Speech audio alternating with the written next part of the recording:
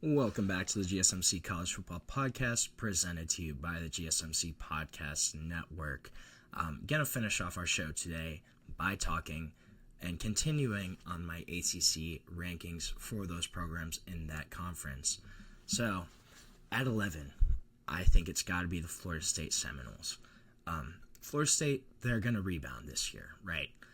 I highly doubt that they go 2-10 again this season. But what kind of is the reasonable expectation for them this year? Because frankly, I have no clue. I'm not sure what this team's going to look like.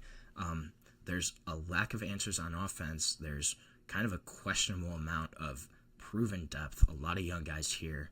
This is a team that's capable of kind of rallying towards jumping back up in competition in terms of competing in the ACC. Are they going to do it, though? I'm curious to see how Thomas Castellanos is going to be as their quarterback that they bring in.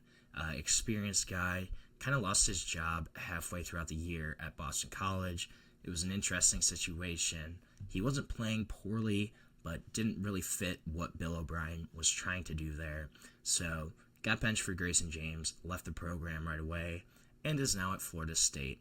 And he's going to reunite with new offensive coordinator Gus Malzahn. I'm really interested to see kind of how Gus Malzahn performs this year as an offensive coordinator, stepping back down into that role. Will he kind of be akin to Chip Kelly, who stepped down at UCLA, took over as the offensive coordinator at Ohio State, and had a huge impact on that offense? That's certainly very possible. Or it's possible he kind of falters in that role.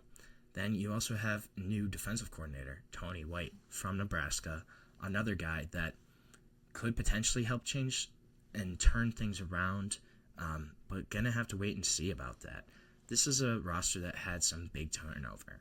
They lost 23 guys, brought in 23 guys to replace those dudes, but they have a couple pieces that they brought in that I really like.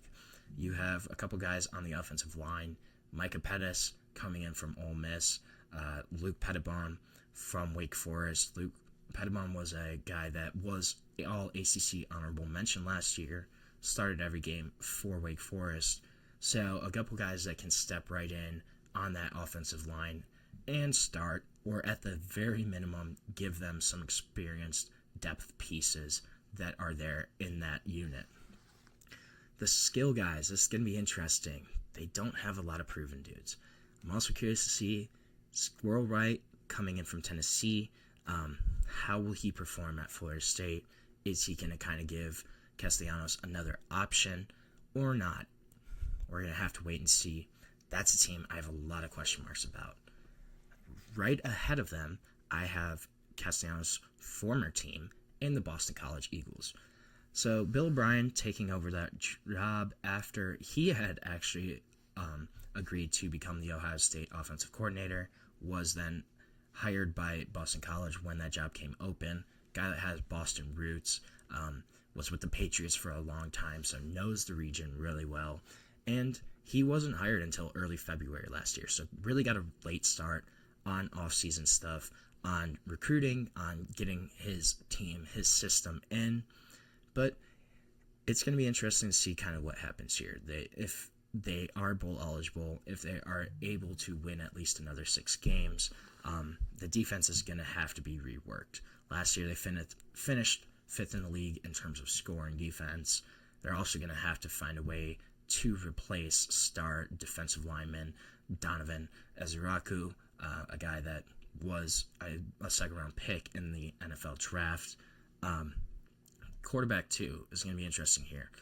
You have incumbent Grayson James, who honestly did not perform poorly last year. Completed 64% of his passes, 6 TDs, couple interceptions, and ran for 3 touchdowns for Boston College, kind of after he took over for Thomas Castellanos.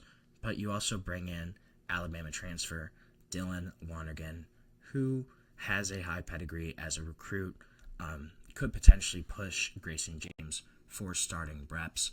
That's going to be an interesting situation there to kind of watch out for. I think this is going to be a team that not really sure kind of how they go. But I think at the minimum, Bill O'Brien getting a full offseason in this year is going to really help him in terms of getting the scheme down, helping his players kind of transition to that. I think it will be a big help for Boston College, and they're going to be interesting to watch. Then I have Pitt ranked ahead of them at 9.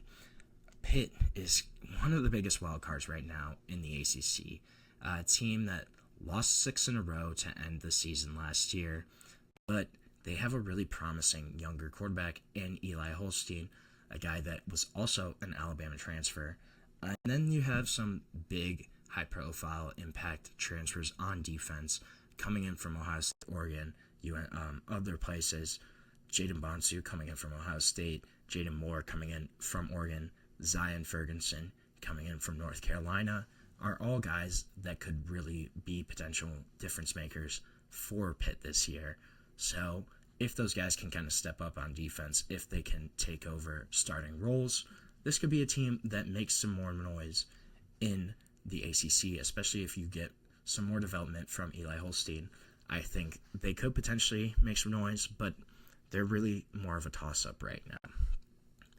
Then at 8, North Carolina. I think it's got to be North Carolina. I didn't really know where to put them, honestly.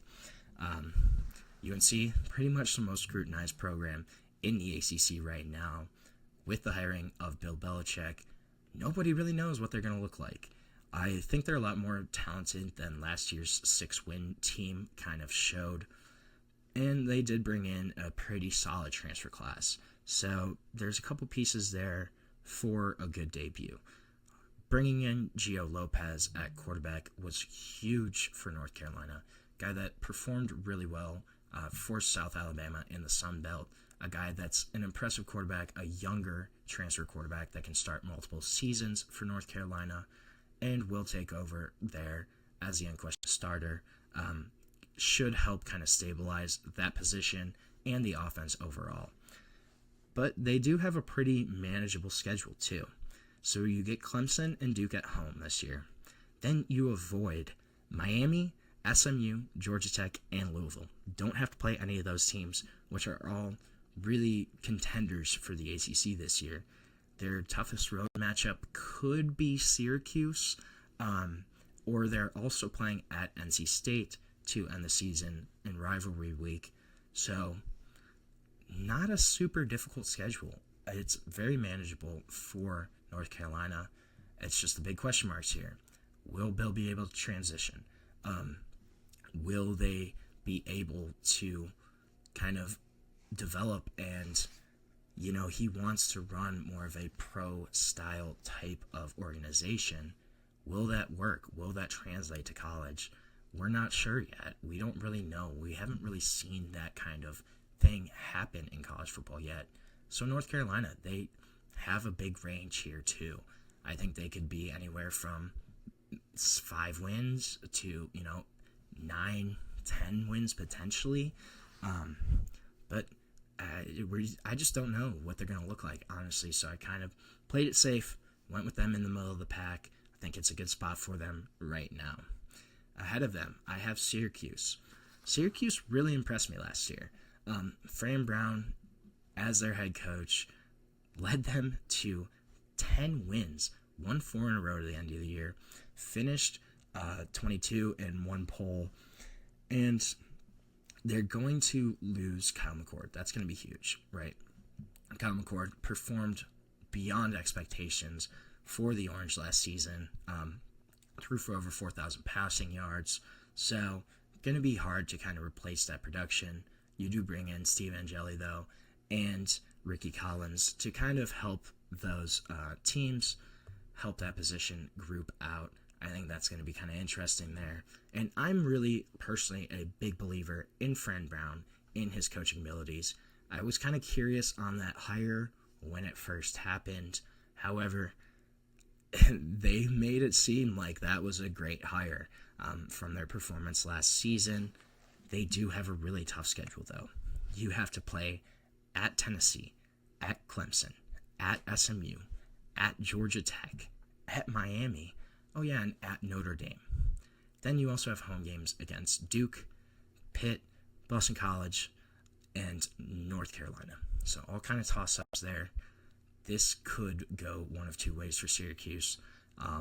It's going to be really tough for them to replicate last year, but I think with some right coaching, with some improved play at certain positions, it's very possible. I don't know how they navigate that schedule, though, and don't come out with at least 4 losses.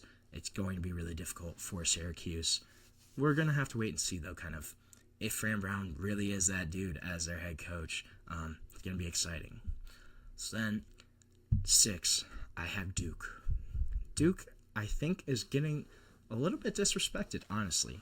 They've had 26 wins over the past 3 years across 2 different head coaches.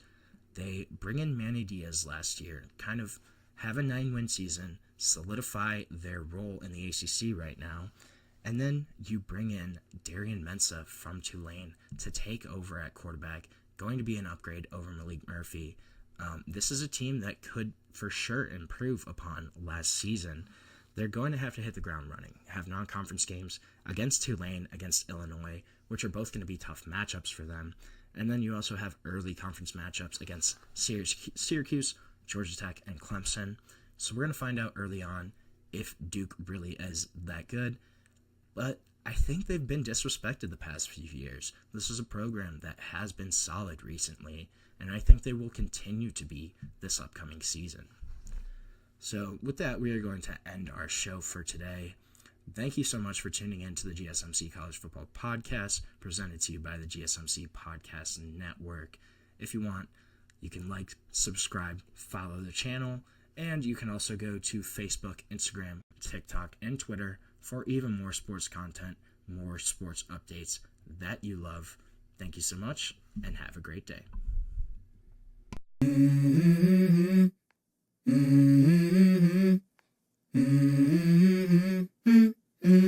Let's go.